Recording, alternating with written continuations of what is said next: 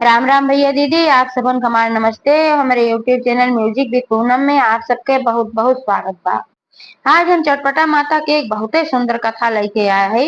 ये कथा राजा रानी पर आधारित बा और कथा आप लोग पूरा सुने। अगर पसंद आवे एक लाइक जरूर कर दें, अपने दोस्त मित्र सहेलियन के भी शेयर करिए और चैनल पर सब्सक्राइब न के हैं चैनल को सब्सक्राइब करके बेल आइकन प्रेस कर दें, जो कोनो नया वीडियो हमारा आवे तो सबसे पहले आप तक पहुंचे। एक बार बोला चटपटा माता की जय।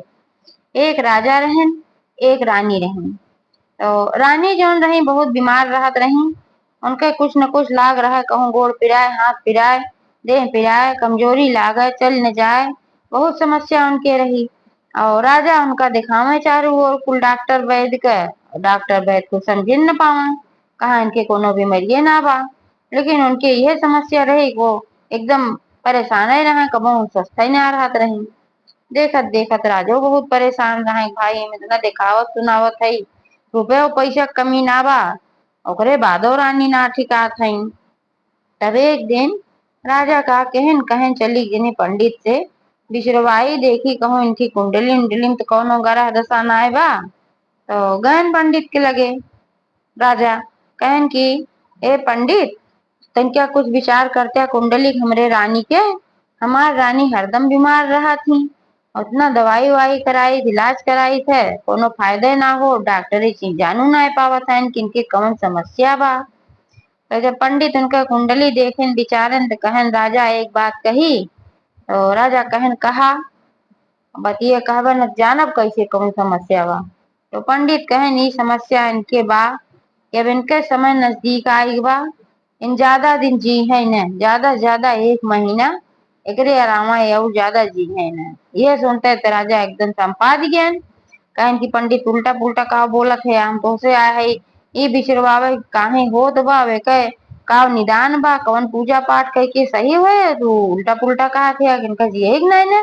अब पंडित तहन जो उनका कुंडलिया बतावत बा वह हम बतावत है। उनका बहुत बड़ी गरह बा, ये कुल लटर पटर तब लाग बा, ठीक है यही नहीं हुए, चाहे जितना दवाई तू कराए ले बा। तो राजा गुस्सा लाग पंडित का अपन डांट उठ देन, कहन ऐसा गंदी गंदी बात तू उल्टा पुल्टा बोलत है, और डांट उठ के अपन चला आए। चला तो आए डांट उठ के, लेकिन उनके मन में ये डर रहा कि पंडित कहे हैं कहूँ सही में हमारे रानी कुछ हो जा, रानी बीमारो बहुत रहा थी। मुंह लटकाए का अपन बैठा रहे। तब रानी देखी कहा थी कि टोका का होगी जो तुम मुंह लटका के बैठा है, हमारी तबीयत ना ठीक रहा तब हमें रही थे, टोका का होगी। तो राजा कहन कुछ ना बस ऐसे वो जानबूझ के रानी ना बताए, सोचे रानी बताए देव तब रानी अन्ना से परेशान हुई है, चिंतित हुई है, एनाते हुए ना बताएं कि पंडित ऐसे कहे हैं। ऐसे ऐसे फिर और समय बीता। राजा अपने रानी का और दिखाएं सुनाए निहार वहार डॉक्टर वॉक्टर का कि जौने बच जाए, कहूँ समस्या कोनो न आवे, लेकिन उनके बीमारी कोनो पकड़े न आवत रही। अब उनके गरा दशा रही, बीमारी कोनो रहा ना की। ऐसे ऐसे एक महीना का समय बीत गया। जब एक महीना का समय बीत गए तो एक दिन रानी की तबीयत कुछ ज्यादा ही बिगड़ी और वह खत्म हो गई। तब जब वो खत्म हो गई तो राजा बहुत दुखी भयन, रोवे गावे लागन। और लेकिन कहन कि अभी मनका अंतिम संस्कार में इनका हम फूका बना, सब जोन फूक वूक देखे तो कहन हम इनका फूका बना, काहे से कि उनके अंदर बहुत दर्द लागत रहा राजा के अंदर कि हम अपने रानी कैसे जराए दे। तो वो कहन हम फूकब ना, और एक थी ताबूत बनवाए लकड़ी के और उन्हीं में उनका लेटाए देहन, और गहना जेवर को सज्जे पहिरन रही, और उनका धरा धरावा जो गहना जेवर रहा कुल वही ताबूत में रख के और उनका लई गए नदी में तैराए देहन। कहे नदी में ऐसे तैराए दे, लेकिन हम इनका फूकब न। जब नदी में तैराए रहे ओकरे बाद चला आए अपने घरे बैठ के महल में वही रोवत रहन कि तो हमार रानी चली गई, जो बेकार रही बीमार रहत रही, जैसे रात नहीं रही तो अब तो रानी चली गई, अब का हम कही, ये कुल सोचत रहन रोवत रहन। और राजा के एक थी बहन रही दूसरे राज्य में, एक राजा रहन उन्हीं से उनके बहन के शादी भई रही। तो राजा की बहन अपने ससुराल में रही है। तो वही दिन उनका न्योता मिला रहा कि छठ माता के कल पूजा बा, जिनियार है गाँव में कहीं कहीं की रानी, कल छठ माता की पूजा बा, हमरे यहाँ आई जाऊ। तो रानी रहीन, भले रानी उनकर बहन राजा की बहन रही, रानी उन्हों रही अपने घरे का। तो उन भले रानी रही, लेकिन वह इतना पूजा पाठ में मन उनका लागत रहा है कि चाहे छोट मनई बुलावे चाहे बड़ा मनई क्यों बुलावे तो जाए जरूर। तब उनका न्योता रहा छठ माता का। अब यार जब इनके रानी की बात भय इनके भौजाई के, तब इनके लगे सूचना पहुंची कैसे ऐसे होगी बात। तब बहुत परेशान भाई कि हमार भाई तब बहुत परेशान हो तो काव करी हमें जाए चाहे, लेकिन अभी हाँ हमें पूजन जाए के बा। अब अपने मन में सोची कहें कि अब हम पूजा में जाब जरूर, बिना पूजा में गए अब हम न जावे चाहे जो हो जाए।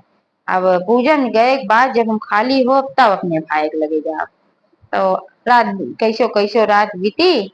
अगले दिन गई पूजा में।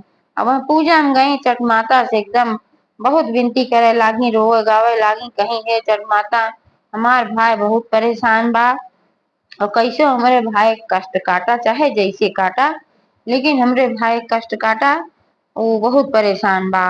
और जब मेरे भाई कष्ट कट जाए तो हम तोहार पूजा करब, हम तोहार दूर दुरिया चबुआओ। यह मनौती वहां से मान के वो अपने घरे आई। अब यार जौन राजा ताबूत में तैराए रहन अपने रानी के, वो तैरत तैरत इन्हीं के नगर में आई गए। जो राजा की बहन रही इन्हीं के नगर में आई गए। अब वह नदी में मछुआरा मछली उछली मारे गए रहन। तो उन्हें देखे कि भाई ये काव है बक्सा इस तैरत बा, तो क्यों हमें छुए की हिम्मत ना लेत बा, कहूँ बम न हो कहीं कुछ न हो सब कहे अब ऐसे कैसे कहूँ आए बा, ऐसे कैसे एक छुई दे कहूँ कुछ हो जाए। लेकिन एक मछुआरा कुछ हिम्मत करके कहे कि अब देखे तो पड़वे करे देखिए हमन का बा। तब और क्यों तो ना आए, लेकिन एक मछुआरा आए तो का खोले तो देखत बा हुआ रानी और गहना जेवर पूरा लदी। तो मछुआरा कहे कि अभी तो लागत बा कि मरी है, लेकिन ये है कि ले चला थोड़ा इलाज उलाज करा के देखी का पता सही हो जाए। कोनो औरत अच्छे लागत बा, अच्छे घरे कितना गहना जेवर कुल बा। तो मछुआरा लेके गया अपने घरे।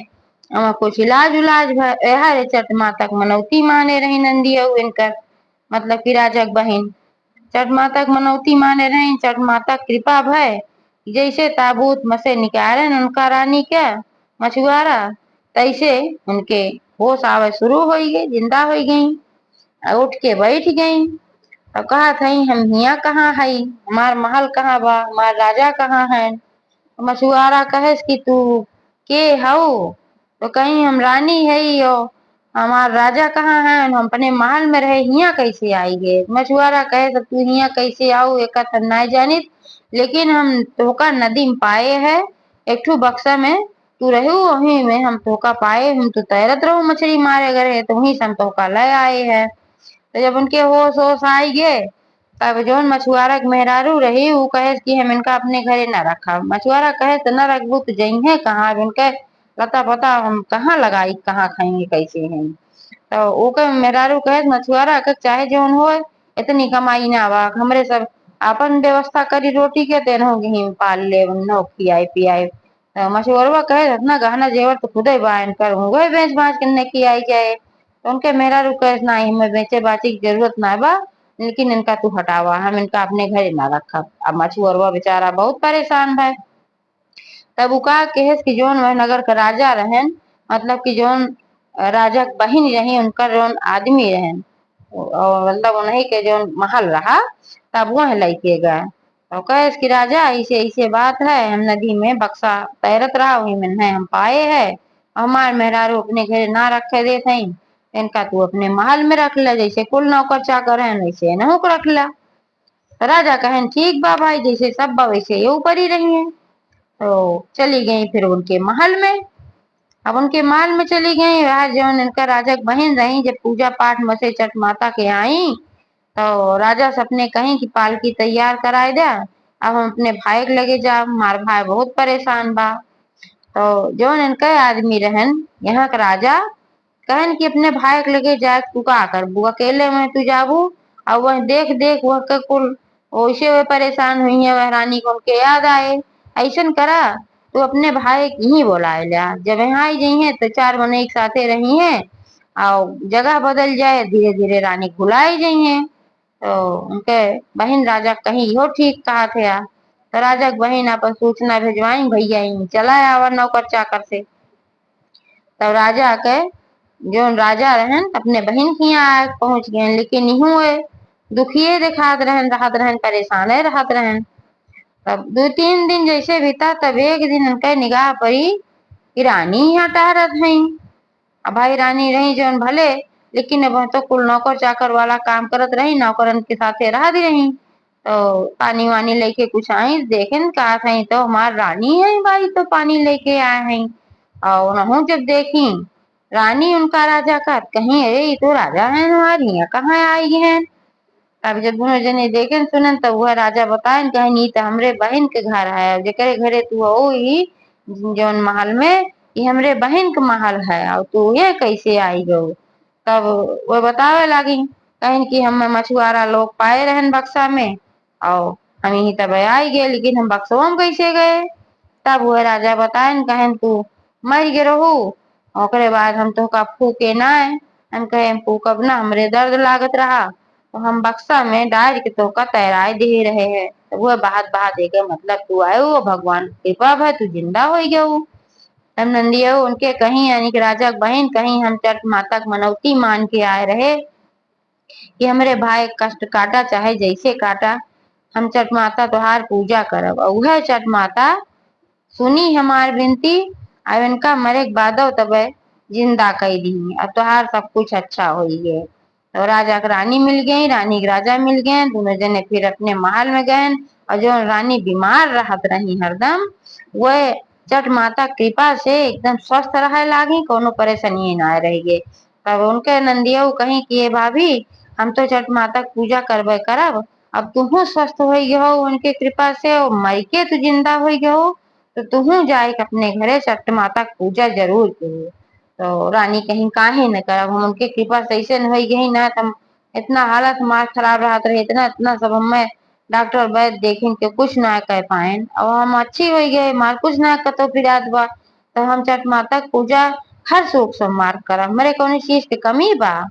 और नंदिया कहीं हाँ ठीक बा। ओकरे बाद फिर राजा रानी अपने महल में चला आए, और नंदिया अपने घरे रहे लागी, जैसे चट माता उनके सबका भला की उसे सबका करें। एक बार सब प्रेम से बोला चट महारानी की जय। राम राम भैया।